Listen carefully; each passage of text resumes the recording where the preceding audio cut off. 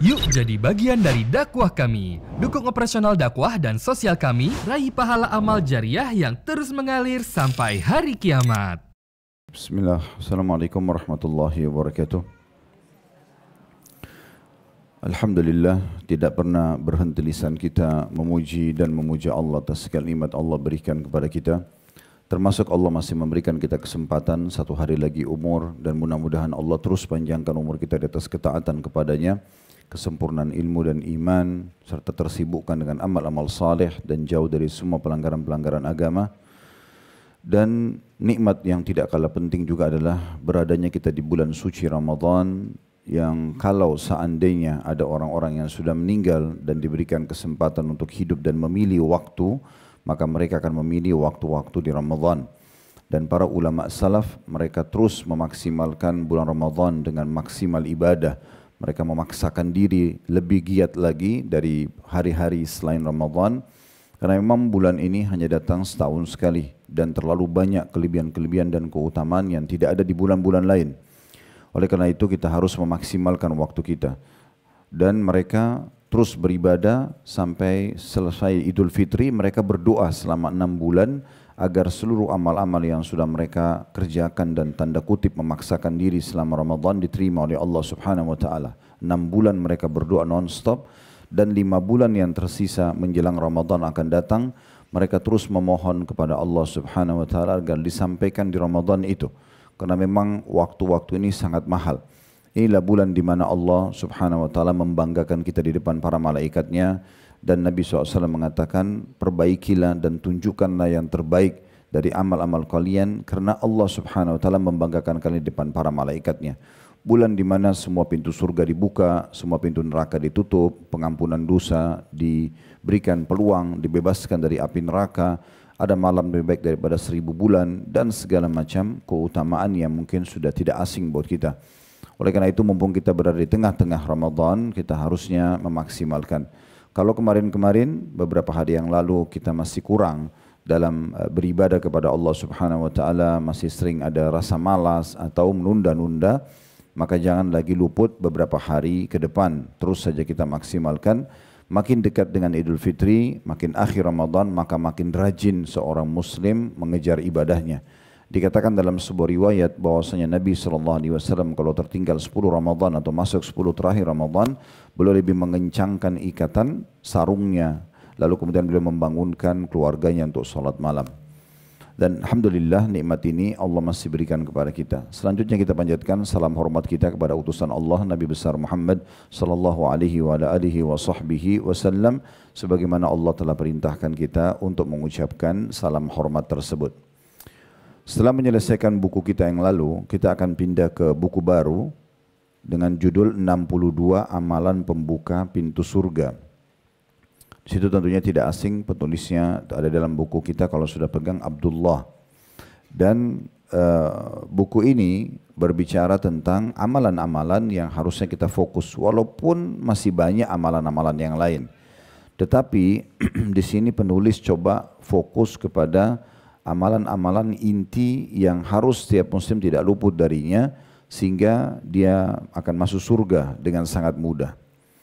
Berbicara masalah surga, ada sebuah buku lain yang kami referensikan tentunya, tapi tidak masuk dalam bahasan kita di saat ini, yaitu Rasulullah SAW bercerita tentang surga dan neraka. Jadi ada buku ini terbitan Pustaka Tazkiyah. Buku ini sudah pernah kami bedah di YouTube, ada 30 pasal tentang surga dan ada 33 pasal tentang neraka. Dan kemarin pada saat perjalanan haji juga kami sempat mengulangi buku ini. Selama haji sekitar 20 harian kami sempat membedah, dan Alhamdulillah Allah mudahkan kita menyelesaikannya. Jadi bapak ibu atau ibu-ibu kalau mau mengikuti bisa di playlist YouTube kami dan melihat itu. Di sini ada 30 pasal tentang masalah surga. Bermula dari potret-potret surga supaya seperti kita sedang melihatnya, diceritakan oleh Nabi SAW. Bermula dari pintu gerbangnya, bagaimana pintu gerbang surga itu sendiri sangat besar, berisikan atau luasnya, antara satu pintu ke pintu yang tiang pintu ke tiang pintu sebelahnya 40 tahun. Jadi bukan lagi pintu gerbang yang kita lihat seperti pintu gerbang seorang raja atau presiden yang mungkin hanya 10-20 meter misalnya. Tapi ini pintu gerbang yang sangat besar, 40 tahun jarak antara satu tiang ke tiang yang sebelahnya. Dan ini tentunya menandakan pintu itu sangat besar dan akan dipenuhi oleh orang-orang beriman nanti yang masuk pada hari kiamat. Begitu juga dengan istanahnya ya, yang sangat luar biasa, sangat luas ya, dan berisikan dayang-dayang, permadani, dipan-dipan dan segala macam hal yang sangat luar biasa gitu. Yang memang tempat-tempat ini pasti akan selalu dirindukan oleh orang-orang beriman. Sedangkan orang belum baca saja, biasanya kalau ditanya apakah Anda ingin masuk surga, maka pasti jawabannya iya.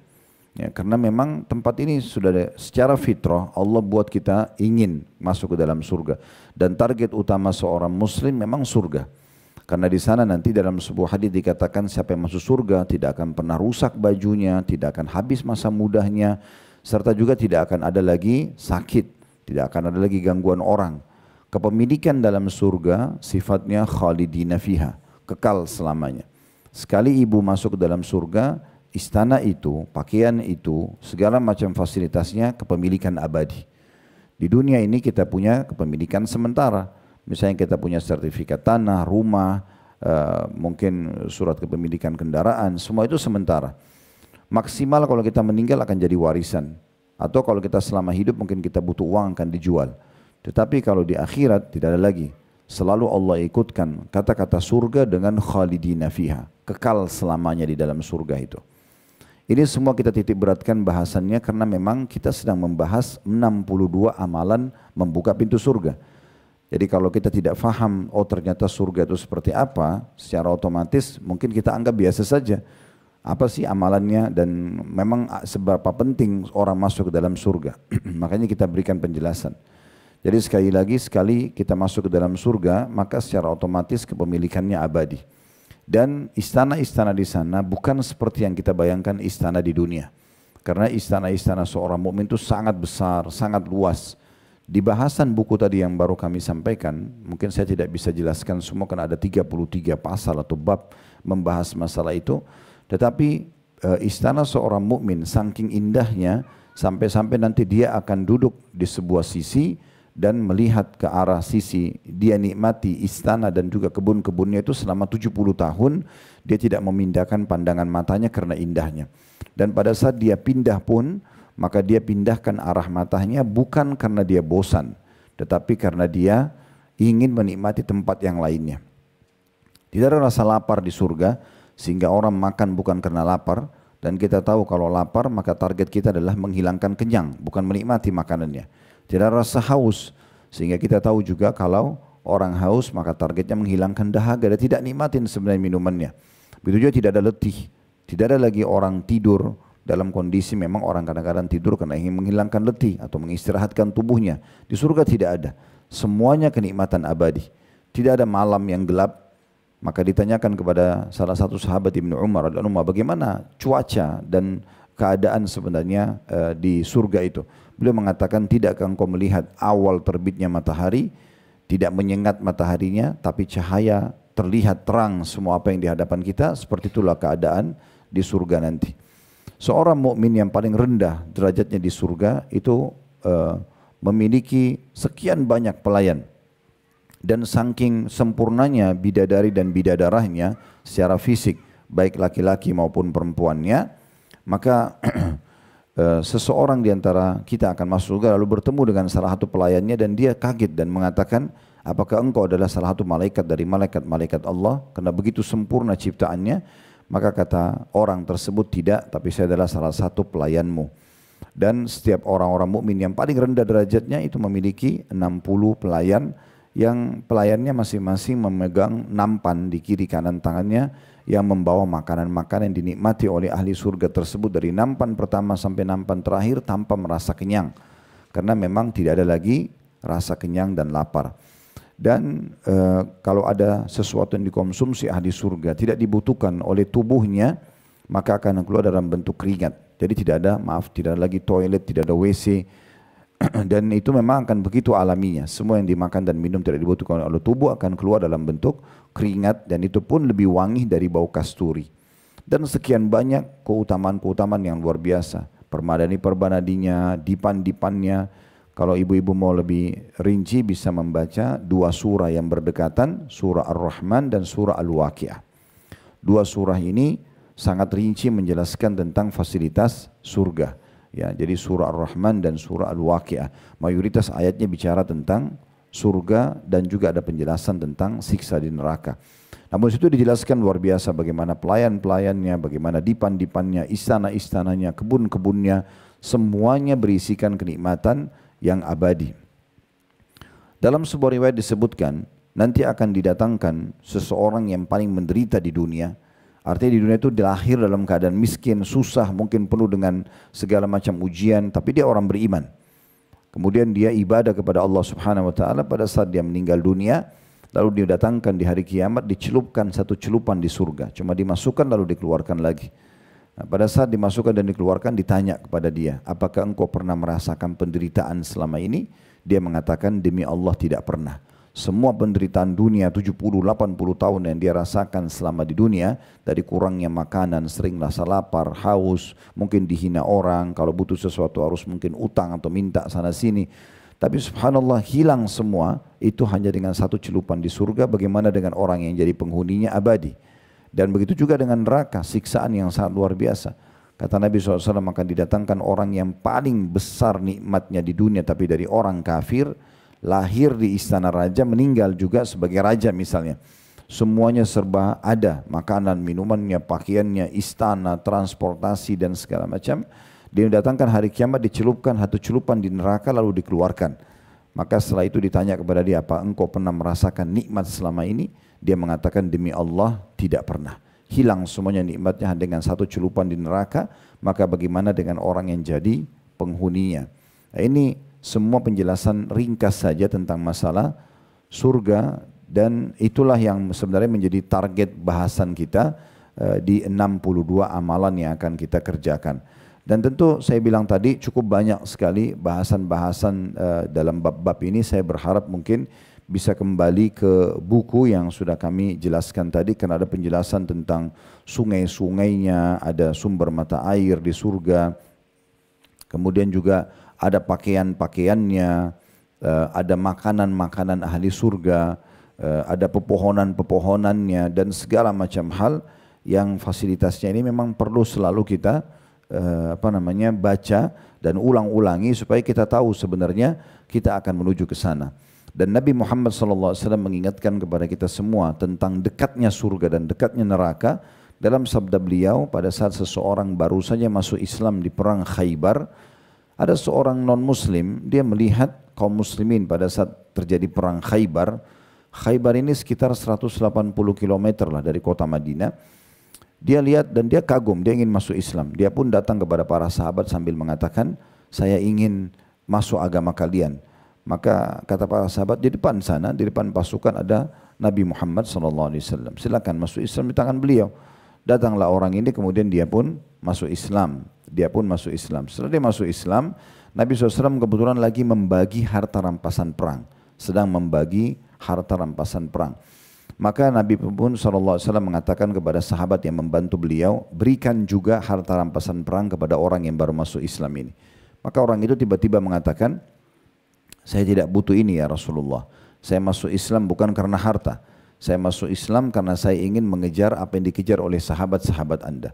Saya dengar dari mereka tadi sebelum saya masuk Islam, mereka keluar berperang sini, mereka berharap terbunuh mati syahid, dan akhirnya mereka masuk ke dalam surga. Saya ingin surga itu. Maka Nabi SAW mengatakan, Allah akan memberikanmu kalau kau jujur dengan permintaanmu itu. Kalau kau betul-betul tulus ingin masuk surga, Allah akan kasih. Lalu berpisahlah orang itu dengan Nabi SAW, berkecamuk peperangan, akhirnya orang ini termasuk jadi korban. Dia terbunuh mati syahid pada saat itu. Belum sempat sholat sekalipun. Baru masuk Islam, ikut perang, lalu terbunuh. Maka pada saat itu pun Nabi SAW waktu lihat jenazahnya mengatakan, bukankah orang ini yang baru masuk Islam? Kata para sahabat, iya ya Rasulullah. Benar, dia yang baru masuk Islam tadi. Kata Nabi SAW, siapa yang ingin melihat penghuni surga yang belum pernah sujud sekalipun, lihatlah orang ini. lihatlah orang ini karena dia baru syahadat, kemudian dia sudah meninggal dunia, dia sudah wafat gitu ya. Lalu kata Nabi SAW, ketahuilah seseorang di antara kalian lebih dekat dengan surganya daripada tali sendalnya sendiri, dan seseorang lebih dekat dengan nerakanya daripada tali sendalnya sendiri. Maksudnya diibaratkan dengan tali sendal, di masa itu orang kalau pakai sendal atau sepatu kulit diletakkan di bagian telapak kaki, bagian bawah, kemudian sisanya itu pakai tali diikat, maka dibahasakan dengan tali sendal, dan ini sangat murah nilainya. Maka kata Nabi SAW, sungguh surga lebih dekat kepada salah seorang dari kalian daripada tali sendalnya sendiri. Maksudnya sangat mudah dia kalau mau dapatkan dan sangat cepat waktunya. Tinggal sholat, puasa, kayak kita sekarang kerjaan misalnya, ketaatan-ketaatan yang Allah perintahkan baik wajib ataupun sunnah kita kerjakan, ajal datang kita masuk surga. Begitu juga kalau orang mau masuk neraka, sangat dekat dengan tali sendalnya, itu lebih dekat daripada tali sendalnya. Dia durhaka, dia membangkang, dia nggak sholat, dia mabuk, dia zina, dia buat segala macam pelanggaran, dia meninggal masuk neraka. Maka seperti itulah surga dan neraka sangat dekat. Seseorang di antara kita pada saat meninggal nanti, ibu-ibu sekalian, itu akan baru ngah dan sadar, oh ternyata ini histori hidup saya ya. Ini mulai saya lahir, tangisan pertama, kedipan mata pertama, dan seterusnya sampai yang ke 100, yang ke 1 juta, yang ke 10 juta, sampai kita meninggal dunia. Semua suka duka kehidupan yang sudah kita lalui, dari diurus oleh orang tua kita, kemudian pelanggaran-pelanggaran kita lakukan, kemudian ketaatan kita lakukan, sampai kita meninggal dunia, itu hanya akan datang seperti sebuah sejarah ringkas dalam hidup kita dan kita lihat. Ternyata memang sangat pendek sekali kehidupan dunia ini. Oleh karena itu kita betul-betul harus memaksimalkan. Nah seperti itulah. Baik, kita akan coba masuk ke bahasan buku kita ya. Setelah sedikit saya kasih gambaran tentang surga tadi, 62 amalan pembuka pintu surga yang tentunya ini diterbitkan oleh pustaka Imam Syafi'i dan ditulis dari Abdullah bin Ali ya. Dan seperti biasa kalau kita bedah buku, saya mengajak untuk melihat daftar isinya dulu ya. Karena memang di daftar isi itulah kita bisa mengetahui sebenarnya apa isi buku ini ya. Apa sebenarnya akan dibahas oleh penulis itu ya. Di sini dijelaskan dalam daftar isinya ada selain muqaddimah, ada sebab-sebab masuk surga. Yang pertama mengucapkan 2 kalimat syahadat dan beramal sesuai dengan tuntunan kandungannya. Nanti akan kita jelaskan masalah itu. Kemudian beriman yang kedua dan konsisten dalam melaksanakan ketaatan serta menjauhi kemaksiatan, artinya selalu taat kepada Allah. Yang ketiga mengerjakan kewajiban dalam Islam. Yang keempat menghafal Asma'ul Husna dan mengamalkannya. Yang kelima membaca Al-Quran dan mengamalkannya. Ada ayat kursi, ada Al-Mulk, ada Al-Ikhlas. Nanti ada dalil masing-masing. Salah satu penyebab kita masuk ke dalam surga. Yang keenam berzikir kepada Allah Subhanahu Wa Taala, ada kurang lebih 5 rincian di situ. Mengucapkan tasbih atau subhanallah, mengucapkan tahmid atau alhamdulillah, mengucapkan takbir atau Allahu Akbar pada setiap selesai mengerjakan solat wajib dan ketika hendak pergi tidur. Kemudian berzikir setelah wudu, yaitu mengucapkan 2 kalimat syahadat. Ini ada hadis yang menyebutkan ya, siapa yang selesai wudu kemudian dia mengucapkan asyhadu an la ilaha illallah wahdahu la syarika la wa asyhadu anna muhammadan abduhu wa rasuluh, akan dibukakan baginya pintu-pintu surga. Kemudian yang C-nya mengucapkan la haula wala quwata illa billah. Kemudian juga yang keempat D-nya doa masuk pasar, nanti akan kita pelajari doa masuk pasar ini. Kemudian yang kelima zikir ketika hendak tidur. Ini semua masuk di poin nomor 6, berzikir kepada Allah Subhanahu Wa Taala. Tadi sempat kami sampaikan bahwasanya kita bisa saja atau masih banyak bentuk-bentuk zikir yang lainnya. Masih banyak ya yang bisa kita pelajari tentunya. Zikir-zikir yang kita pelajari ini cukup banyak. Seperti misalnya zikir dalam sholat ya, ada yang kita baca. Zikir habis sholat, ada zikir mau tidur, bangun tidur. Ada yang dibaca doa dan zikir pada saat mau makan, habis makan, masuk kamar mandi, keluar kamar mandi, dan seterusnya cukup banyak. Namun di sini penulis fokus kepada zikir-zikir dan doa yang disebutkan dalilnya langsung ada jaminan surganya. Nah seperti itulah, makanya dia cuma fokus ke 5 bentuk zikir di poin nomor 6 ini. Kemudian poin nomor 7, memohon surga kepada Allah. Artinya sering berdoa agar kita masuk ke dalam surga. Nanti akan kita jelaskan, ada hadis yang berbunyi, siapa yang memohon kepada Allah surga sehari 3 kali, riwayat lain 7 kali, Allah akan masukkan dia, atau surga akan berkata, ya Allah, sungguhnya hambamu fulan memohon agar masuk ke dalamku, maka mudahkanlah ia untuk masuk ke dalamku. Kemudian juga yang tidak kalah penting, poin selanjutnya yang ke-8, masalah taubat atau kembali kepada Allah subhanahu wa ta'ala. Dan ini salah satu kunci rahasia yang luar biasa. Karena tidak ada orang yang tidak melakukan kesalahan. Nabi Adam alaihissalam pun melakukan kesalahan. Tapi orang yang pintar adalah orang yang segera bertaubat atau kembali kepada Allah subhanahu wa ta'ala. Namun diikuti dengan istilah setelahnya nasuha.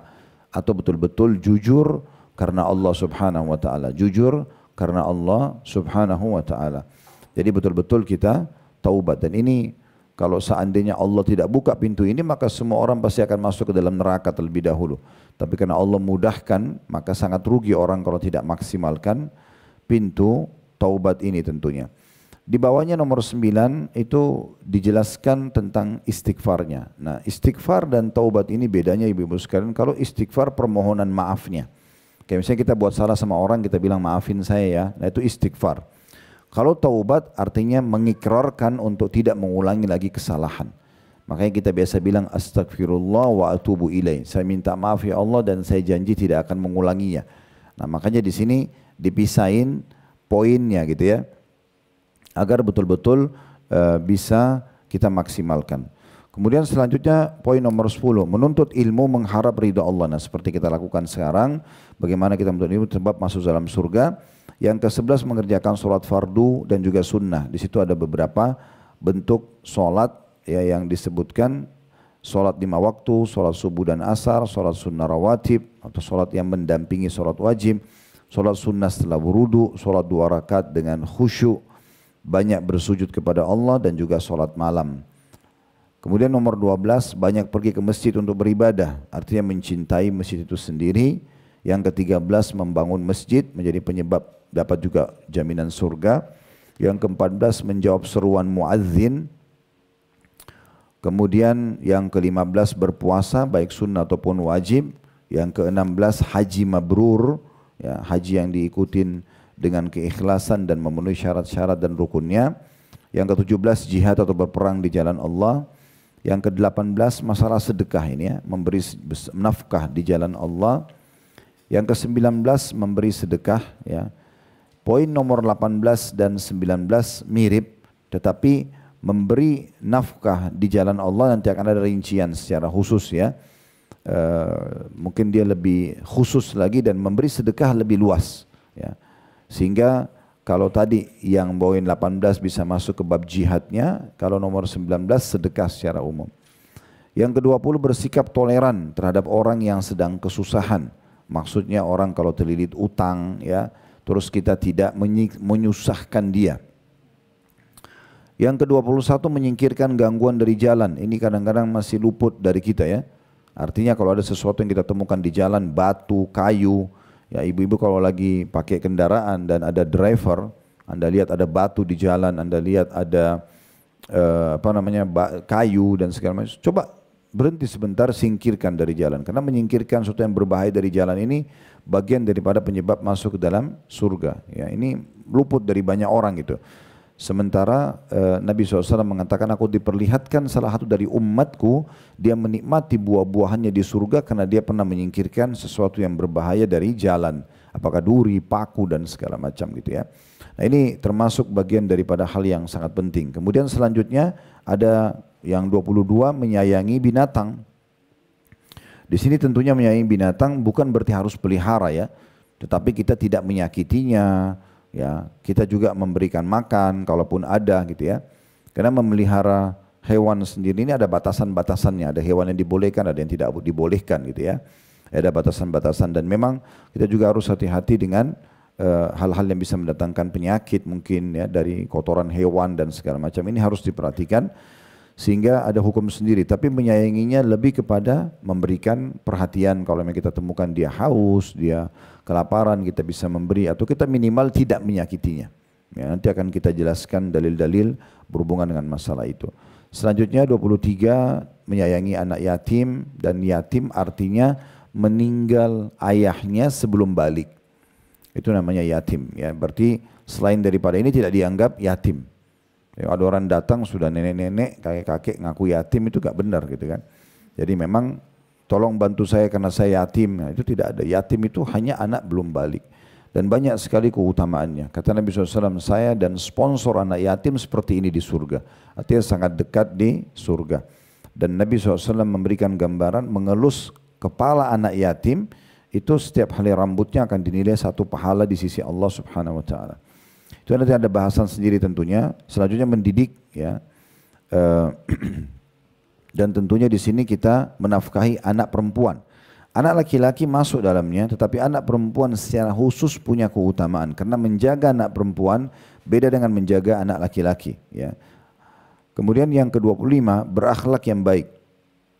Ini mungkin akan kita bahas panjang lebar insyaAllah tentang bab akhlak. Yang ke-26, meninggalkan debat kusir. Maksudnya debat yang tidak ada manfaatnya. Ya, kalau memang kita sudah menyampaikan argumentasi, udah benar, tapi orang yang depan kita tetap ngotot, ya udah jangan dilayani. Ya. Kemudian yang ke-27, jujur dan meninggalkan dusta. Sebenarnya jujur sudah cukup, tapi ingin dikuatkan oleh penulis dengan lawannya atau rivalnya adalah dusta. Bagi seorang muslim hidupnya semua jujur. Apa adanya dia sampaikan, dan kita akan jelaskan hadisnya. Ini adalah salah satu kunci masuk ke dalam surga. 28, menjaga lidah dan kemaluan. Ini sesuai dengan hadis Nabi SAW. Apakah kalian tahu apa yang paling banyak membawa orang masuk ke dalam neraka? Maka sahabat terdiam, kata Nabi SAW, mulut dan kemaluannya. Jadi lisannya berbicara bahasa kotor, bahasa menyakiti, menghina dan segala macam. Dan juga menghibah, memfitnah masuk dalamnya, serta juga berzina. Nah ini paling banyak membawa dalam api neraka. Artinya kalau kita menjaga kedua hal ini, maka kita akan dapat jaminan surga. Yang ke-29, meredam emosi dan menahan marah. Tentu di sini bukan berarti tidak bisa marah, tapi marah pada tempatnya. Kalau ada seseorang melakukan pelanggaran sudah diingatkan berulang-ulang, tidak mau juga faham, maka boleh kita marah sebatas mengingatkan pelanggaran tersebut. Ke-30, hati yang bersih dari sifat hasad, iri. Ke-31, pujian baik orang terhadap dirinya. Ya. Artinya bagaimana kita merespon kalau ada orang yang memuji kita. Gitu ya. Ke-32, berbakti pada kedua orang tua. Ke-33, permohonan ampun dari seorang anak untuk orang tuanya. Nah ini nanti kita bagaimana mendidik anak-anak, membiasakan mereka membaca doa untuk kedua orang tua. Ke-34, menjenguk orang sakit. Ke-35, mengunjungi sesama muslim karenanya. N-nya besar, kata ganti Allah ya. Kemudian ke-36, sabar atas kematian orang yang dicintai, baik anak maupun orang lainnya. Artinya tidak tidak niyaha, tidak meratap, ya, pukul-pukul diri, doain sesuatu yang buruk tentang diri kita. Nah ini yang akan kita jelaskan insyaallah. Ke-37, sabar terhadap hal yang tidak disukai, misalnya gangguan orang dan segala macam mungkin kita tidak suka, tapi kalau kita bersabar bagian daripada penyebab masuk surga. 38, sabar atas musibah sejak pertama kali. Kemudian 39-nya bersabar atas kebutaan mata. 40, bersabar atas cobaan penyakit epilepsi. Ini semua jenis-jenis penyakitnya ya. Beberapa penyakit ini kalau ada pada seseorang dan dia bersabar menjadi penyebab dia masuk surga. Umumnya penyakit juga menjadi penyebab pembersihan dosa. Tapi saya bilang tadi yang disebutkan di sini adalah dalil yang ada dalilnya langsung disebutkan jaminan surganya. 41, ketaatan seorang istri kepada suaminya, nanti akan kita bahas panjang lebar insyaallah. 42, tidak meminta-minta kepada manusia, maknanya mengemis di sini. Ya. Kemudian ini tentu bukan minta tolong biasa ya, tapi mengemis, selalu minta agar kebutuhannya dipenuhi padahal sebenarnya dia mampu gitu. 43, ridho, menjadikan Allah sebagai Rabb, Islam sebagai agama dan Muhammad sebagai sallallahu alaihi wasallam sebagai nabi. 44, muadzin yang mengharapkan pahala dari Allah dan orang yang menjadi muadzin selama 12 tahun. Jadi memang ada keutamaan sendiri bagi muadzin kalau dia bertahan sampai 12 tahun dapat jaminan surga. Kemudian 45, meminjamkan hewan bersusu. Di sini memang ada hadis nanti yang menjelaskan itu ya. Hewan-hewan yang di masa dulu orang minum susu hewan langsung.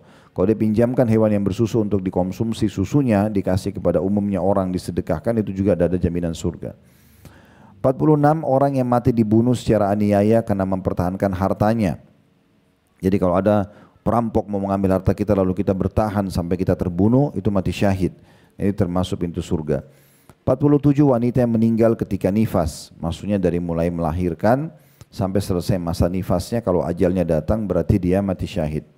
48 meninggal bukan di tanah kelahirannya. Ini nanti akan ada penjelasan sendiri di halaman 110 ya, dalil-dalilnya. Bukan sekarang kita jelaskan, tapi garis besarnya saja. 49 jenazah seorang muslim yang disolatkan sebanyak 3 saf. Artinya makin banyak orang yang solati jenazah kita, maka makin ada besar peluang masuk ke dalam surga karena doa-doa mereka. Ke-50 bertakziah atau maknanya menghibur orang yang terkena musibah. Nanti kita jelaskan ini karena banyak orang salah faham dengan takziah. Mereka anggap takziah adalah seperti ziarah, maka duduk, makan, ngobrol, segala macam. Padahal sebenarnya dia datang menghibur keluarga yang sedang sedih, ya, dengan memberikan makanan, mendoakan dan menyabarkan dan tidak berlama-lama.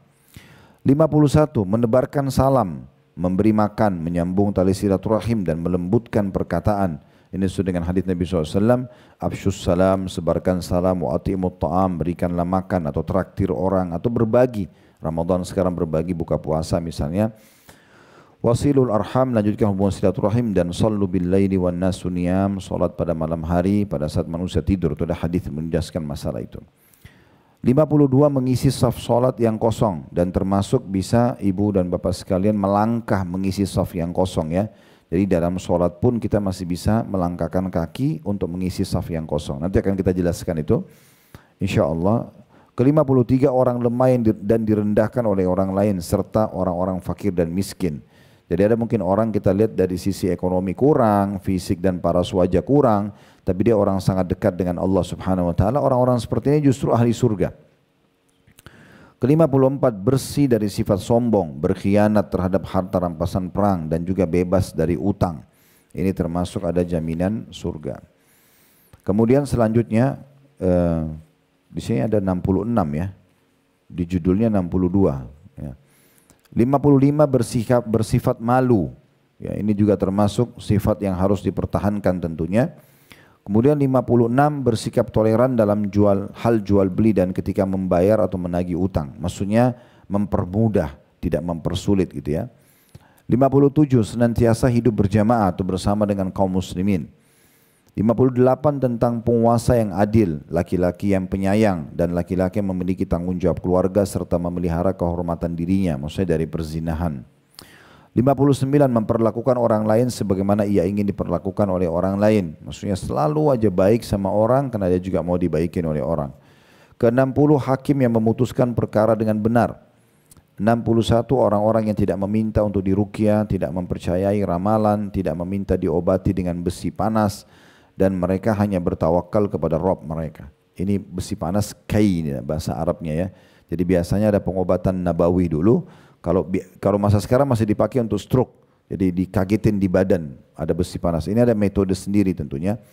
Itu dijadikan pengobatan terakhir. Kalau orang jadikan sebagai kebiasaannya sehingga tubuhnya malah luka, maka itu bisa menahan dia masuk ke dalam surga. 62 ucapan yang diridhoi oleh Allah Subhanahu Wa Taala. 60 sebenarnya sampai sini harusnya ya. Kemungkinan besar kalau kita lihat 66 ini berarti di awal lembaran buku kita dia keliru tulis, harusnya 66 amalan pembuka pintu surga ya. 63 meninggalkan pakaian mewah dengan niat tawadhu karena Allah meskipun sebenarnya ia sanggup mengenakannya. Yang 64-nya tidak menyakiti tetangganya, 65 mengkafani mayit ya. Dan yang terakhir 66 mewujudkan sifat-sifat baik tertentu. Nah, seperti itu kurang lebih gambaran daftar isinya ya.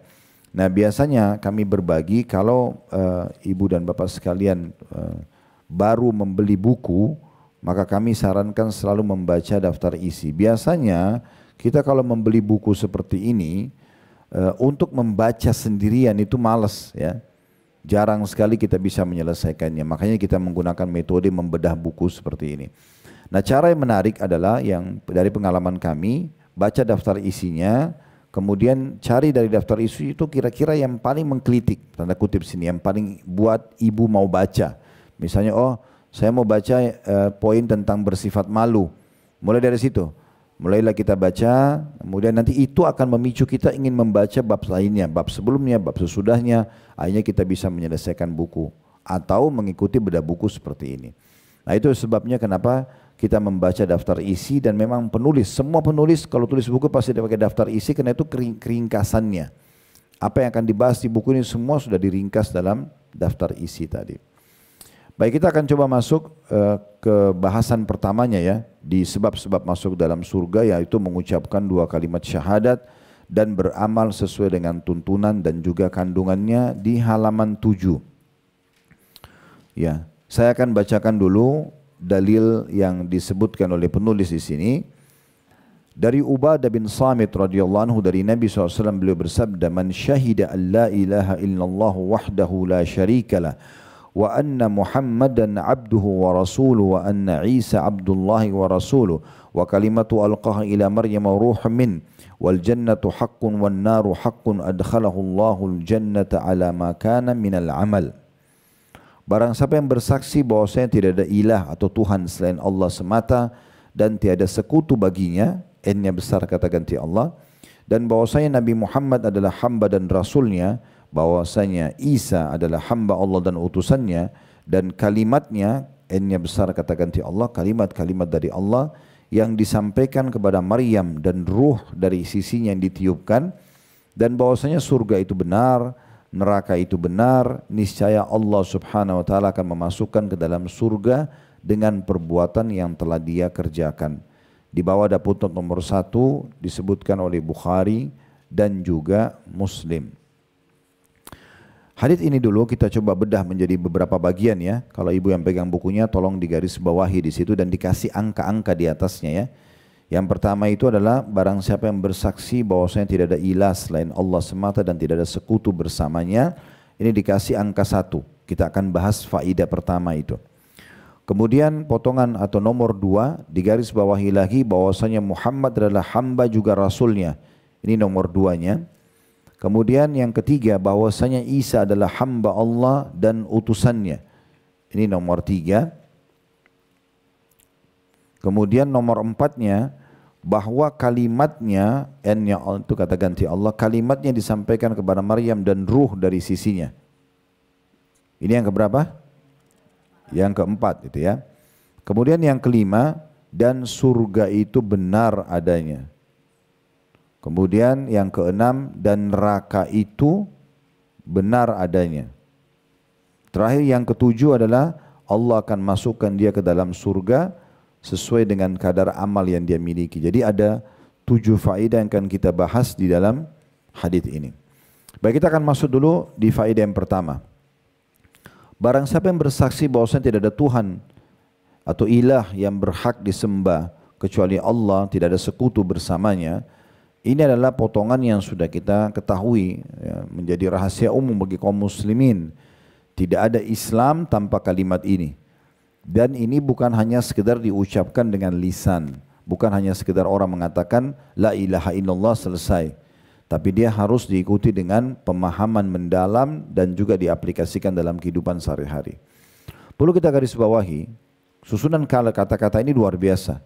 Apapun yang mata kita jangkau di langit sana dan tidak dijangkau, dijangkau itu seperti misalnya pergantian siang malam, turunnya hujan, burung yang berterbangan, bintang-bintang di langit, matahari dan seterusnya. Yang tidak terjangkau Allahu alam, kita nggak tahu, mungkin ada planet yang belum dilihat oleh mata manusia, ada yang Allah ciptakan di langit sana. Kalau dalam ayat Al-Quran dijelaskan malaikat itu di langit ya, mereka ada di langit. Ini belum dijangkau. Di bumi juga apapun yang dijangkau oleh mata kita seperti pepohonan, manusia, hewan-hewan yang kita bisa jangkau lah, air kita bisa lihat gitu ya, semua itu. Atau tidak bisa dijangkau oleh mata. Seperti udara kita nggak bisa lihat dengan mata kita, ya kasat mata nggak bisa. Kemudian mungkin sifat-sifat yang kita rasakan kayak misalnya jujur, dusta, ya gitu. Atau rasa kita rasakan kayak lapar, haus, kita kan nggak bisa lihat tuh, ya. Tapi bisa kita rasakan. Semua itu yang kita bisa lihat atau tidak bisa lihat di atas bumi, begitu juga di kedalaman lautan, di kedalaman bumi yang kita bisa lihat dari segala jenis hewan-hewan ataupun belum kita pernah lihat dengan mata kita. Semuanya itu kalau muncul pertanyaan dalam jiwa kita dari mana, siapa yang membuat, warnanya, bentuknya, jenisnya, segala macam hal, maka kembali kepada kalimat la ilaha illallah. Tidak ada yang mengurusnya, tidak ada yang menciptakan, tidak ada yang merawat kecuali Allah subhanahu wa ta'ala. Jadi memang Susunan kata ini kata yang luar biasa. Banyaknya orang yang akhirnya menyembah pohon, menyembah patung, menyembah bintang-bintang, menyembah dewa-dewa. Karena secara fitrah manusia itu tahu dia punya Tuhan. Tetapi mereka tidak punya panduan siapa Tuhannya. Sebagai seorang muslim kita dipandu. Ada Tuhan satu yang mengurus semua ini adalah Allah. Tidak ada sekutu bersamanya, tidak ada partnernya. Dia sendiri yang menciptakan dan mengurus semua ini. Dia menciptakan para malaikat dan diberikan tugas-tugas. Dan menciptakan manusia dan jin juga demikian. Dan hewan-hewan juga masing-masing punya fungsi dan semuanya sempurna. Tidak ada satupun dari ciptaan Allah subhanahu wa ta'ala yang tidak sempurna. Kalau ada yang mengatakan, tapi Ustaz ada manusia lahir cacat. Allah ingin menunjukkan bahwasanya Allah mampu melakukan apa saja. Dan dari sekian banyak manusia, persentase orang yang cacat itu kecil sekali. Kecil sekali. Mungkin dari 100 orang yang cacat 1 atau bahkan kurang dari itu. Ya mungkin cuman kalau dari 100% cuma 0,0 sekian saja. Agar Allah menunjukkan memang Allah bisa menciptakan sempurna, bisa menciptakan tidak sempurna. Sebagaimana juga kadang-kadang kita melihat ada satu hewan misalnya jenis ikan. Wujudnya itu sepertinya kurang menarik buat kita. Tapi Allah ingin tunjukkan kemahakuasaannya, Allah mampu menciptakan itu yang manusia sendiri walaupun di mata manusia buruk mereka tidak bisa ciptakan itu. Ya, mereka tidak bisa buat apa-apa. Semua itu dengan hikmah yang luar biasa dari Sang Pencipta Allah Subhanahu wa taala. 13 tahun ibu-ibu sekalian dakwah Nabi Muhammad sallallahu alaihi wasallam di Mekah itu 13 tahun. 10 tahun pertamanya kan 13 tahun di Mekah. 10 tahun pertama belum ada perintah puasa, belum ada perintah jihad, belum ada perintah zakat. Yang ada penanaman tentang susunan kata ini. La ilaha illallah. Ini yang didakwakan oleh Nabi sallallahu alaihi wasallam. Penanaman kepada orang Quraisy, tidak ada Tuhan yang berhak disembah kecuali Allah. Jangan sembah berhala yang kalian pahat sendiri, kalian warnain, kalian bentuk, kalian namakan. Lalu kalau rusak kalian perbaiki, lalu kalian anggap sebagai Tuhan, itu gimana ceritanya? Maka dikenal dengan masa jahiliyah di masa itu. Jadi penanaman ini, semua nabi-nabi dakwanya la ilaha illallah. Tidak ada yang tidak keluar dari dakwah ini. Kalau kita lihat dalam surah Al-Anbiya, dalam surah-surah yang lain seperti ada surah Al-Furqan, ada surah An-Naml, umumnya di situ diceritakan beberapa nabi-nabi yang memang mereka semua dakwanya sama. Mereka menyampaikan tentang la ilaha illallah. Karena kita kalau sudah faham betul-betul mendalami kata-kata ini, kita tidak akan pernah bergantung, tidak akan pernah merengek lah, kita manja dan segala macam kecuali kepada Allah Subhanahu wa taala. Karena kalau kita sedang mendapatkan nikmat yang ciptakan kita Allah, yang ciptakan juga semua nikmat itu Allah, yang bisa pertahankan hanya Allah. Kalau kita sedang mendapatkan cobaan yang ciptakan kita Allah, yang ciptakan cobaan itu Allah, yang bisa memberikan jalan keluar hanya Allah. Nah itu makna ini. Kalau ibu sudah faham ini, siapapun yang bersaksi, artinya meyakini dalam hatinya bahwasanya tidak ada Tuhan yang berhak disembah kecuali Allah, maka dia tidak perlu bergantung, tidak perlu merengek, mohon, ya apa saja manja kecuali pada Tuhannya Allah Subhanahu wa taala, dan tidak pernah menyekutukan Allah, pergi dukun, minta-minta bantuan pada jin, pakai jimat, tidak ada semua itu, maka ini berarti sudah masuk di syarat yang pertama untuk masuk ke dalam surga. Yang kedua tadi, dan Muhammad adalah utusan Allah. Artinya di sini bukan hanya ucapan, tetapi bagaimana kita mempelajari tentang hidup beliau. Kita pelajari semuanya, dari mulai lahir sampai beliau meninggal, bagaimana kehidupan beliau, kemudian apa saja yang beliau ajarkan, apa saja yang beliau contohkan, apa saja yang beliau larang. Semua ini kita sibuk kehidupan kita dalam keseharian dengan sunnah-sunnah Nabi SAW. Apakah itu perintah mengerjakan ataupun larangan meninggalkan. Nah itu baru memberikan kesaksian bahwasanya Muhammad Rasulullah. Tapi kalau orang mengatakan, kan muslim, iya saya muslim. Coba syahadat syahadu la ilaha illallah wa syahadu Muhammad Rasulullah. Sudah selesai. Tapi dalam kehidupannya tidak ada menjalankan perintah-perintah Allah dan Rasulnya. Maka ini syahadatnya perlu dipertimbangkan, perlu ditanyakan lagi, benar enggak orang ini? Makanya orang-orang munafik di masa Nabi Muhammad SAW bedanya dengan orang beriman di situ, ibu-ibu sekalian ya. Perbedaan dasarnya adalah kalau orang-orang mukmin yang tulus dari hatinya, mereka sibuk dari detik-detik hidup atau pada detik-detik hidupnya itu semua dari sunnah ke sunnah yang lain, atau dari perintah agama kepada perintah agama yang lainnya. Sementara orang munafik memilih-milih saja.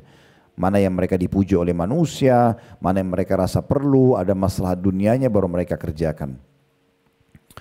Kemudian yang ketiga, Tentu di sini wa anna Muhammad Rasulullah ini kalau ibu sudah yakin dengan itu, ibu ikutin ajaran beliau, ibu selalu merindukan beliau, menjadikan beliau sebagai idola. Bahkan kita dianjurkan mencintai Nabi melebihi diri kita sendiri. Bukan cuma pasangan hidup, bukan cuma anak, bukan cuma orang tua. Diri kita sendiri tetap harus kita lebih cintai Nabi Muhammad SAW. Sehingga kita mendahulukan semua perintahnya. Sekarang kita misalnya ngantuk malam, tapi Nabi perintahkan sholat malam. Orang kalau sudah benar cintanya terhadap Nabi, mereka akan bangun sholat malam. Mereka tidak peduli dengan ngantuknya. Nah seperti itulah ya. Makanya Umar bin Khattab mengatakan, ya Rasulullah, saya mencintai anda dari semuanya. Istri, anak, orang tua, harta, semua pokoknya saya lebih. Kecuali diri saya sendiri. Saya masih lebih cinta diri saya.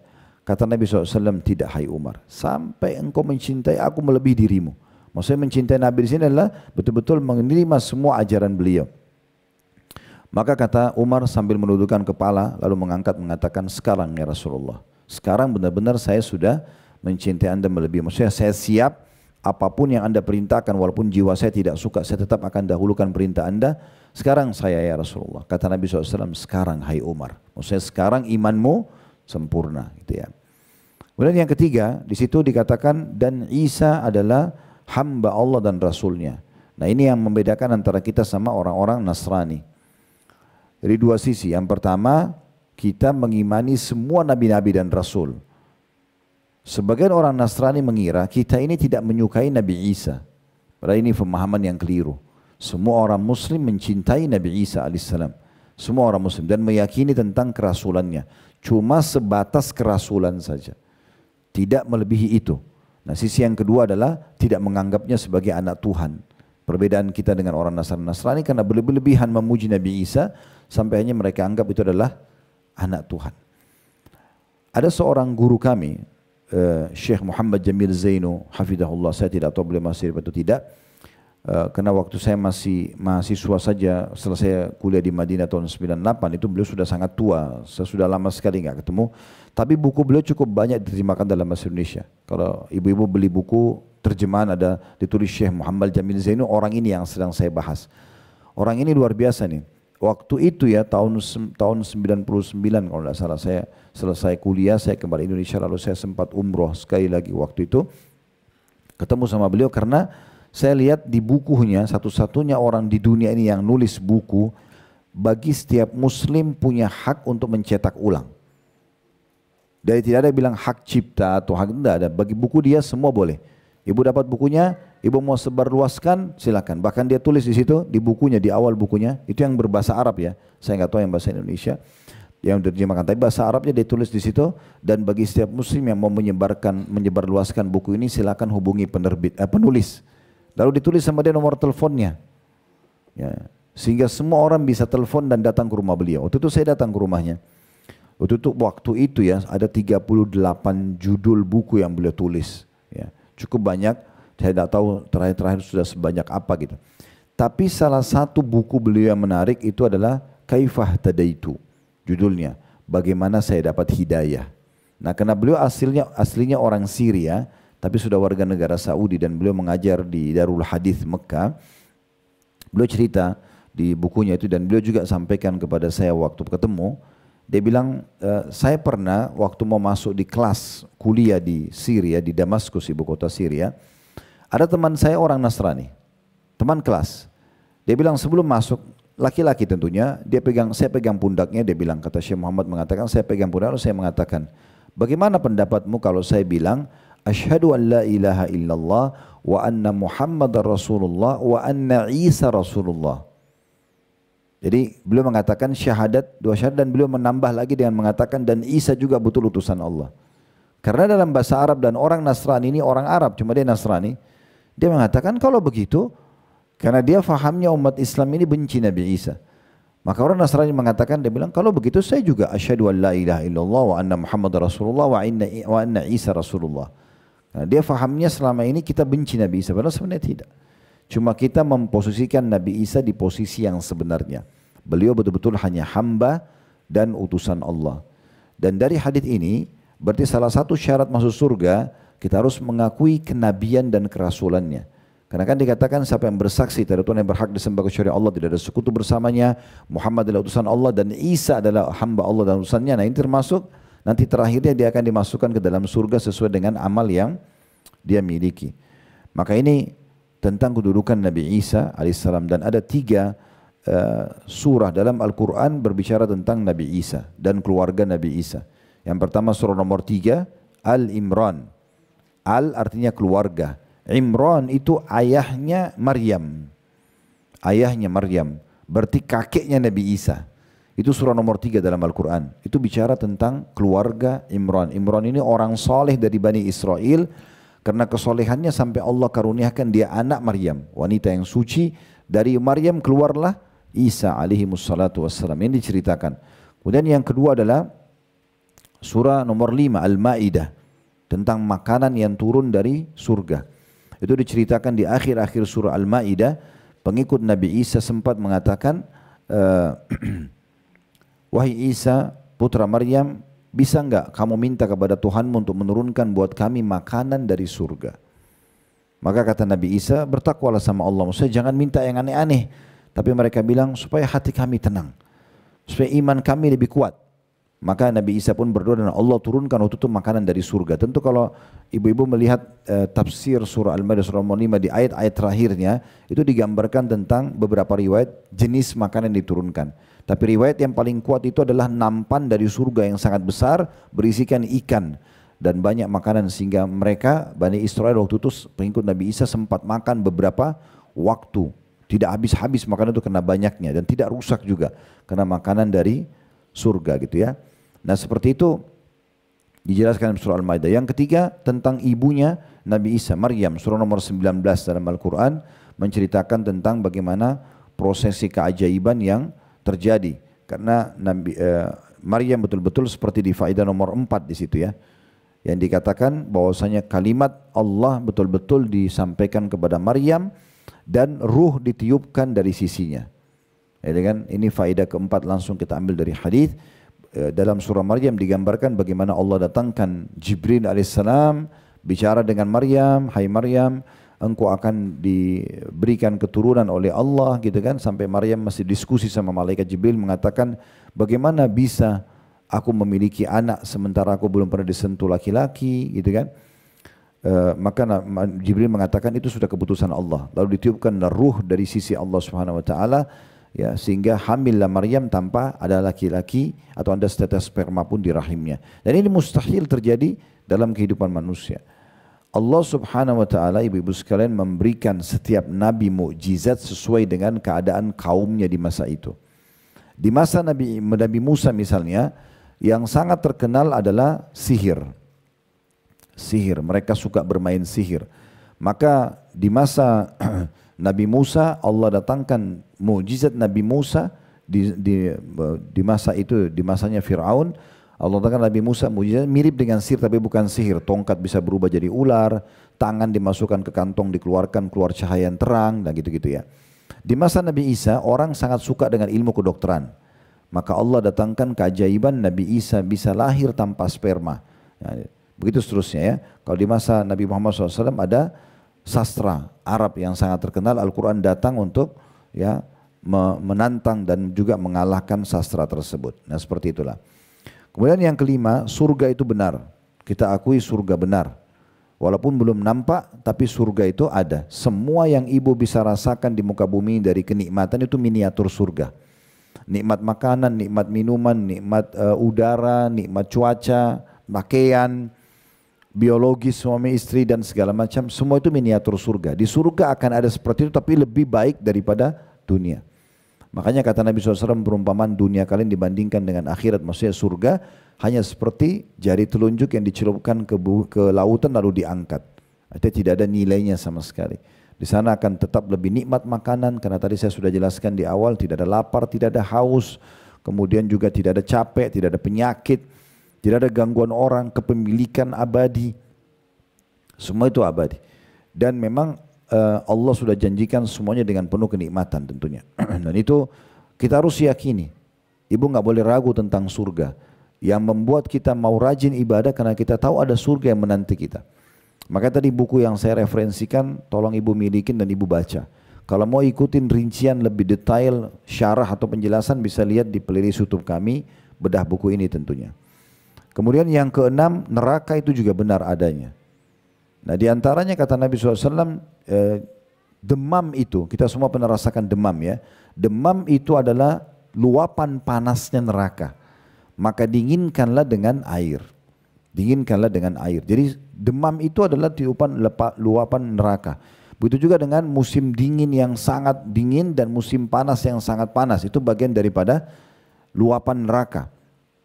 Di buku yang tadi saya referensikan, Rasulullah SAW cerita tentang neraka itu, di bab nerakanya ada tentang itu. Hadis Nabi SAW yang berbunyi, sesungguhnya neraka mengeluh kepada Allah ya, tentang masalah panas. Karena sebagiannya membakar sebagian yang lain. Maka Allah mengizinkan neraka bernafas 2 kali. Itulah yang kalian temukan kata Nabi SAW di saat panas yang sangat dan dingin yang sangat. Kayak misalnya di negara Timur Tengah, di musim haji misalnya, itu bisa sampai 50 derajat, panas sekali cuacanya. Nah itu luapan neraka. Musim dingin misalnya kayak di Rusia, ya itu sampai -10, -20. Nah itu semua berarti luapan juga api neraka. Nah, itu contohnya. Jadi neraka itu dan surga itu bisa nampak, bukan nampak, bisa terasa. Kenikmatan ada dan gangguan juga ada. Semua yang Bapak Ibu, yang Ibu tidak suka di muka bumi ini, dari penyakit, dari apalah, mungkin kita pernah diganggu orang, dan itu sebenarnya miniatur neraka. Ya seperti itulah. Kemudian selanjutnya yang ketujuh, yang terakhir adalah Allah akan masukkan dia ke dalam surga sesuai dengan amal yang dia miliki. Maksudnya derajat yang dia dapat di surga sesuai dengan kadar amalnya. Nah saya ingin berbagi lagi Bu ya. Saya ingatkan kembali, ada 3 hal dalam amal yang kalau ibu lakukan, ibu bisa lipat gandakan pahalanya. Jadi jangan batasi dengan amal yang sedikit saja. Yang pertama itu ketulusan niat. Jadi makin kita ikhlas kepada Allah, dia tidak butuh betul-betul pujian manusia, maka makin sempurna pahala yang kita bisa dapatkan. Karena pernah ada sahabat yang mengatakan, ya Rasulullah, ada orang berjihad, dia tulus karena Allah, tapi sedikit diikuti dengan keinginan popularitas, supaya dibilangi kesatria, pahlawan. Apakah dapat pahala? Kata Nabi SAW, tidak. 3 kali orang itu tanya, 3 kali Nabi jawab tidak. Kemudian baru Nabi mengatakan SAW, sungguhnya Allah tidak akan menerima amal kecuali yang ikhlas karenanya. Dan ini makin maksimal ikhlas kita, maka makan maksimal pahalanya. Ada orang mungkin dari 100% cuma 90 ikhlasnya. Ada yang 80, ada ini tergantung, pahalanya tergantung. Kalau orang tidak ikhlas sama sekali, maka bisa hilang pahalanya. Yang kedua itu adalah, saya pernah bahasakan ini, memarketingkan ibadah itu. Jadi coba pasarkan ibadah yang sudah kita lakukan. Ya, tawarkan, kita baru pulang haji umrah, kita tawarkan kepada orang. Nih, kita baru atau kita lagi tahu ini ada yayasan butuh bantuan, kita lalu sebarkan juga di grup kita. Kita marketingkan sehingga pahala yang tadinya kita cuma nyumbang 1 juta di sebuah yayasan, kita bisa dapat misalnya 1 miliar karena banyak teman-teman kita yang ikut menyumbang juga misalnya.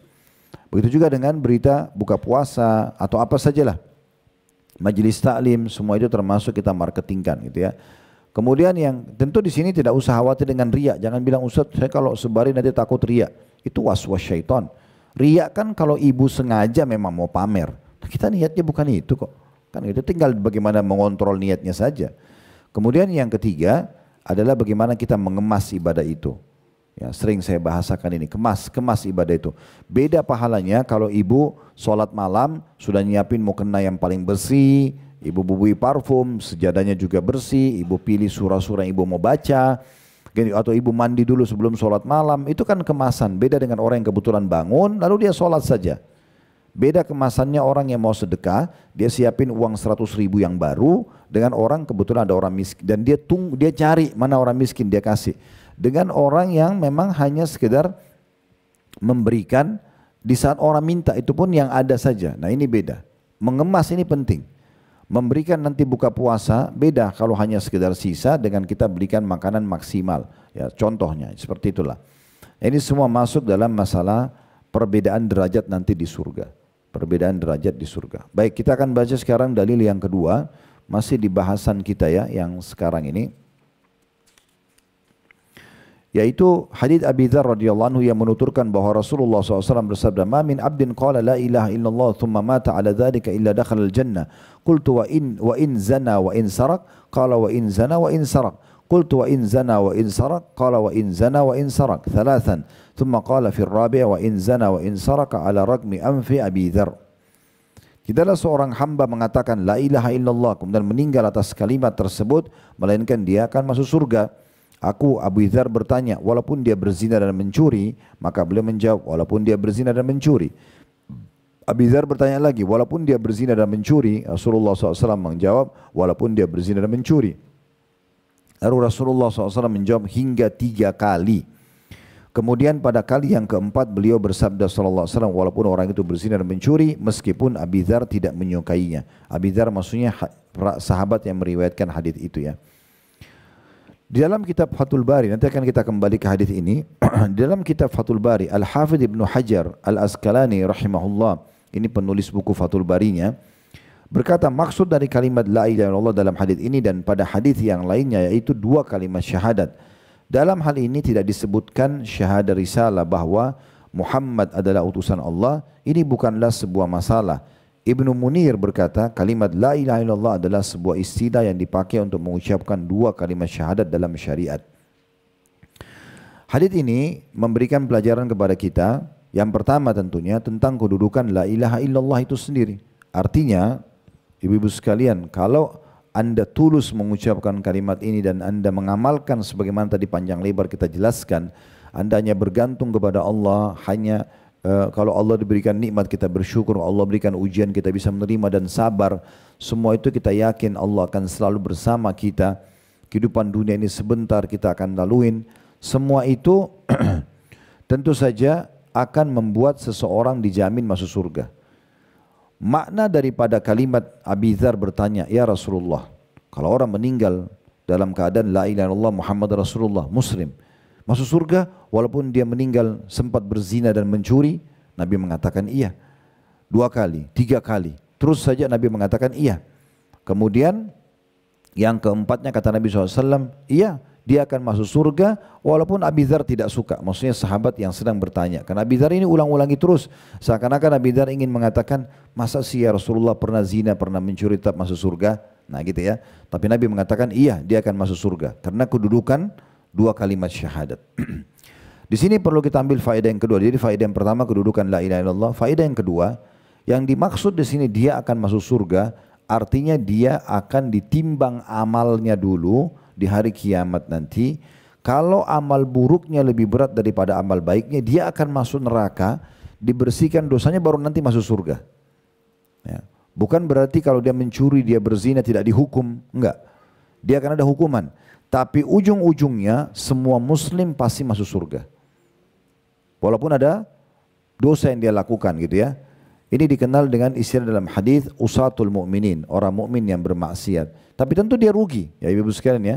Dia rugi karena kalau dia harus masuk neraka dulu, walaupun cuma sehari atau 2 hari, ini berat. Ini bukan perbuatan yang ringan, ini berat. Maka tetap saja lebih aman seseorang langsung masuk surga tanpa hisab, gitu kan? Tanpa harus melalui neraka. Tetapi di sini penjelasan tentang kedudukan 2 kalimat syahadat. Karena dengan mengucapkan dan mengamalkan isi 2 kalimat syahadat dapat jaminan surga walaupun dia harus masuk neraka dulu kalau dosa-dosanya banyak. Nah itu yang dimaksud. Di dalam buku sekali lagi tentang surga neraka tadi yang saya rekomendasikan untuk Bapak Ibu atau Ibu beli ini, yaitu ada penjelasan itu ya tentang orang yang terakhir keluar dari neraka nanti, dari orang-orang beriman, nanti dia akan masuk surga. Itu ada penjelasan riwayatnya masalah itu. Ya, dan pasti akan masuk ke dalam surga semua orang yang meninggal dalam keadaan Islam. Akan dikeluarkan kata Nabi SAW dari neraka orang yang dalam hatinya seperti biji sawi dari la ilaha illallah. Maksudnya 2 kalimat syahadat sebagaimana tadi dikatakan oleh Ibnu Hajar dalam kitab Fathul Barinya gitu ya. Dan nanti akan dikeluarkan dari neraka kemudian dimasukkan ke dalam surga. Nah seperti itu kurang lebih riwayat-riwayatnya. Baik, sebagai penutup, dalil-dalil yang akan kita bacakan di sini ada 3 dalil tersisa masih tentang la ilaha illallah.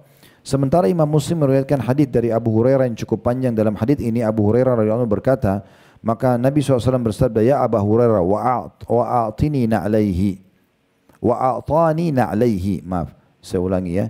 Ya Abu Hurairah wa'atani na'alaihi qala idhhab bina'alayya hataini faman laqita min wara'i hadzal ha'it yashhadu an la ilaha illallah mustayqinan biha qalbuhu wa basyirhu bil jannah. Wahai Abu Hurairah, seraya beliau memberikan kedua sendalnya kepadaku. Kata Abu Hurairah, Nabi berikan sendalnya kepadaku. Pergilah kamu dengan kedua sendalku ini, barang siapa yang engkau temui di balik kebun ini yang bersaksi bahwasanya tidak ada ilah yang berhak diibadahi melainkan Allah dengan penuh keyakinan dari hatinya, maka beritakanlah kabar gembira kepadanya bahwasanya ia akan masuk ke dalam surga. Footnote nomor 4 diriwayatkan oleh Imam Muslim. Saya langsung baca dua dalil tersisa, lalu kita beri tanda ya, nanti akan kita lanjutkan. Insya Allah pertemuan akan datang di poin nomor 2-nya dari 66 sebab terbukanya pintu surga ini ya. Selanjutnya dari Jabir radhiyallahu anhu, ia menuturkan, nanti akan kita jelaskan 3 hadits ini sekaligus kita ambil faedahnya. Ia menuturkan, Nabi SAW didatangi oleh seseorang, ia bertanya, wahai Rasulullah, 2 hal apakah yang konsekuensinya pasti? Maksudnya pasti masuk surga. Nabi menjawab, man mata la yusyriku billahi syai'an dakhalal jannah wa man mata yusyriku billahi syai'an dakhalan nar. Barang siapa yang mati dalam keadaan tidak menyekutukan Allah dengan sesuatu pun, maka ia masuk surga. Dan siapa yang mati dalam keadaan menyekutukan Allah dengan sesuatu, maka ia masuk neraka. Ini hadis diriwayatkan oleh Imam Muslim juga, ada footnote nomor 5. Yang terakhir dari Uthman bin Affan radhiyallahu anhu yang mengatakan Nabi SAW bersabda, man mata wa huwa ya'lamu annahu la ilaha illallah dakhalal jannah. Barang siapa yang meninggal dalam kondisi dia mengetahui bahwa tidak ada ilah yang berhak diibadahi kecuali Allah, ia pasti masuk ke dalam surga. Sama juga diriwayatkan oleh Imam Muslim. Baik, kita tutup pertemuan kita dengan 3 buah hadits ini. Yang pertama hadits Abu Hurairah radhiyallahu anhu, ibu-ibu sekalian. Ini ada potongan di situ dikatakan, dan Rasulullah SAW memberikan kepadaku sendalnya, kedua sendalnya. Pertanyaan, kenapa Nabi kasih sendalnya? Dan itu karena Nabi SAW ingin memberikan bukti bahwasanya berita yang Abu Hurairah bawa kepada semua muslim ini dari Nabi. Dengan membawa sendal Nabi maksudnya ya. Karena ceritanya sebenarnya hadits Abu Hurairah ini ibu sekalian, Nabi SAW pernah ada dalam satu kebun, lalu Abu Hurairah pergi menemui beliau. Lalu Nabi sampaikan, wahai Abu Hurairah, sampaikan kepada semua orang yang kau temuin ya, di luar kebun ini, siapapun yang meninggal dalam kondisi mengucapkan la ilaha illallah, yakin dalam hatinya, maksudnya 2 kalimat syahadat ya. La ilaha illallah tadi sudah dikatakan oleh siapa namanya Ibnu Munir ya, dan juga Al-Hafidh Ibnu Hajar dalam Fathul Barinya, kalau ini adalah 2 kalimat syahadat. Kalau kita bilang la ilaha illallah berarti masuk dalamnya 2 kalimat syahadat, maksudnya wa anna Muhammadar Rasulullah juga sama gitu ya. Maka di sini Abu Hurairah sempat bimbang nih, maksudnya bimbangnya sini, nanti kalau saya sampaikan orang percaya enggak nih? Karena Nabi bilang, sampaikan semua orang yang kau temuin, kalau yang mengucapkan ini dan yakin dalam hati dia pasti masuk surga. Maka Nabi SAW memberikan kedua sendalnya, bawa sendal saya. Sendal Nabi itu semua orang Madinah waktu itu tahu. Ya. Maka sebagai bukti kalau ini adalah ya, berita dari Nabi alaihi salatu wassalam. Ini pelajaran yang bisa diambil dari riwayat Abu Hurairah radhiyallahu anhu. Sementara riwayat yang kedua adalah tentang keutamaan orang yang menjaga ketauhidan atau memurnikan la ilaha illallah tanpa syirik sama sekali. Syirik ini ibu-ibu sekalian seperti dia partnerkan Allah dengan makhluknya. Ya, seperti dia banyak orang gitu ya, pada dalam solatnya dia bilang iyyaka na'budu wa iyyaka nasta'in, hanya kepadamu kami menyembah, hanya kepadamu kami minta tolong. Habis salam pergi kuburan minta-minta sama jenazah yang ada di kuburan. Sekarang mana komitmen anda mengatakan hanya kepadamu ya Allah, hanya kepadamu, sementara masih minta-minta pada jenazah? Atau dia masih pergi dukun, dia masih meletakkan sesuatu di rumahnya untuk suaminya sayang, untuk istrinya, atau supaya rumahnya tidak diganggu oleh pencuri dengan segala macam lah yang biasa disilakan dengan raja-raja, atau apa saja yang ditanam di rumah ya, dari buhul-buhul, semua ini tidak benar. Berarti dia memang syirik kepada Allah SWT, menyekutukan Allah SWT. Orang mukmin betul-betul bertawakal kepada Allah Subhanahu Wa Taala. Sahabat ini datang dan mengatakan, ya Rasulullah, coba berikan saya gambaran 2 hal yang pasti. Kata Nabi SAW, yang meninggal tidak syirik, murni tauhidnya la ilaha illallah, tidak dicampur baur, maka masuk surga. Yang syirik maka masuk neraka.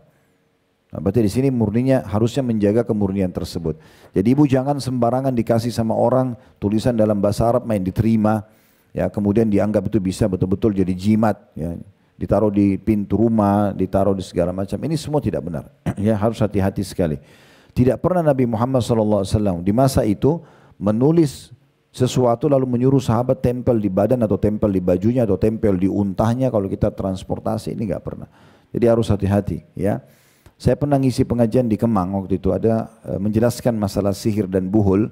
Ada satu ibu keluar di pengajian kejar saya mengatakan, Ustadz kalau ini bagaimana? Rupanya dia ada satu seperti map kecil, dompet kecil gitu warna biru. Di dalamnya itu ada fotokopian dilipat-lipat. Rupanya dia waktu sudah menikah, itu dia pergi ke satu orang, lalu diberikan itu.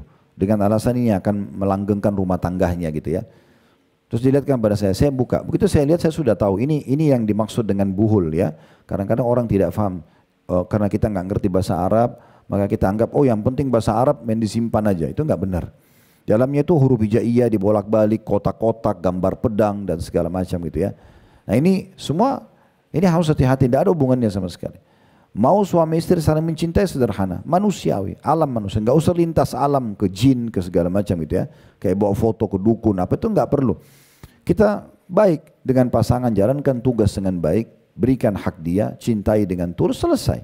Pasti akan responnya sama kan gitu. Jadi tidak perlu melakukan hal-hal yang syirik kepada Allah SWT ini. Setelah saya buka, saya jelaskan, Bu ini coba ibu lihat, begini dan begitu. Ini isinya nggak? Isinya juga susah dibaca karena kadang-kadang bahasa Indonesia tapi diarabkan. Nah seperti itu ya. Saya juga pernah mampir di satu restoran Timur Tengah di Puncak waktu itu, pas pulang dari satu acara, mampir makan. Terus saya lihat di dindingnya itu ada bingkai ditutup sama kain hitam. Habis itu saya tanya pemilik, kebetulan saya kenal pemiliknya, ini apa Pak? Oh ada yang kasih di sini, katanya supaya laris restorannya gitu ya. Terus saya bilang, coba turunin Pak. Oh tapi salah satu syaratnya nggak boleh dibuka katanya. Ya nggak boleh dibuka waktu itu. Maka diturunkan lah. Saya bilang saya jamin nggak ada masalah, dibuka. Terus saya bacakan ini loh Pak isinya, gitu kan. Yang begini-begini nggak perlu. Bapak jaga kualitas makanannya, ya, Bapak jujur, ya modalnya halal insya Allah laku. Bapak kuatkan dengan sedekah maka aman. Lalu diapakan Ustaz? Musnahkan saja. Dia sempat takut untuk musnahkan. Saya bilang sini saya bawa, di belakang ada arang bakaran satenya dia, saya bakar, nih tidak ada masalah kan itu ya, karena semua tidak benar, tidak ada ya. Jadi jangan sampai seperti itu perlu diluruskan. Di rumah kakak kandung saya juga di Makassar pernah begitu, beliau tidak tahu soalnya. Saya pas lagi waktu itu menyelesaikan S2 di Makassar, kemudian saya mampir habis asar di rumah beliau, lagi nunggu kelas bentar lagi, kan kebetulan rumah beliau dekat dengan kampus kami. Terus saya duduk, tidak sengaja Allah perlihatkan di atas pintu rumahnya itu ada kertas, dulunya di lakban, tapi lepas gitu ya. Terus saya lihat sudah warna kuning kertas itu, rupanya dari pertama pindah, dikasih sama orang, taruh supaya rumahnya nggak masuk pencuri lah, apalah segala macam. Kertas-kertas gitu. Terus kemudian saya buka, saya tahu nih isinya seperti apa. Kemudian saya sampaikan ini loh isinya itu begini-begini, dan ini tidak pernah ada ajaran dalam agama, gitu kan. Ini poin harus ditinggalkan. Maka alhamdulillah sempat kami musnahkan. Makanya jangan hanya karena bahasa Arab lalu kemudian main percaya saja gitu ya. Jadi nggak perlu semua hal-hal yang seperti itu. Nah, itu diantaranya. Kemudian yang hadis terakhir tadi tentang masalah siapa yang mengetahui, maksudnya mempelajari, ya Bu ya. Hadis terakhir itu ya.